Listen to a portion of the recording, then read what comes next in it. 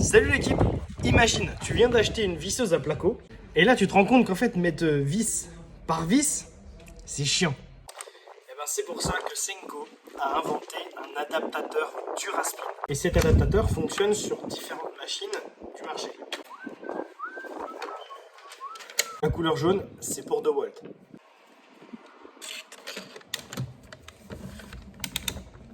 Tu as la profondeur ici réglable de 25 à 55. Tu peux aussi ici régler ta profondeur d'enfoncement.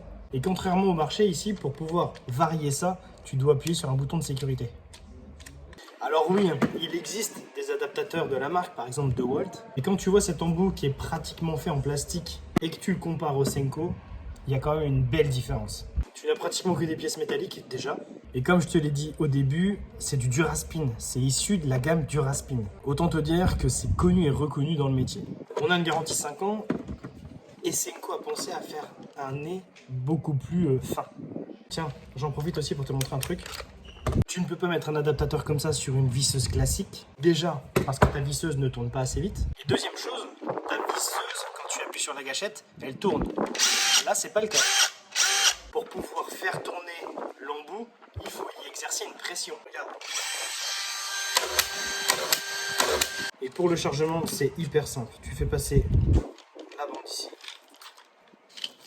Tu la fais sortir ici. Et ensuite, tu n'as plus qu'à tirer. Et voilà. Et je vais profiter aussi de cette vidéo pour te présenter la visseuse à placo de chez Senko. Moteur brushless évidemment, elle tourne à 5000 tours minute. Elle fait partie des plus rapides sur le marché. Tu vas y retrouver le nez fin. Le chargement de la bande est identique, c'est-à-dire qu'il est extrêmement simple. Tu as aussi les réglages de profondeur, les réglages de profondeur de vissage. Et tu as aussi la possibilité de locker le fonctionnement de la machine. Comme je te l'ai dit, l'embout de toute façon ne tourne pas, c'est au moment de la pression que la machine va se mettre à tourner. Une dernière chose, si tu as une visseuse mal vissée, tu peux démonter le nez et aller la chercher beaucoup plus facilement avec ça.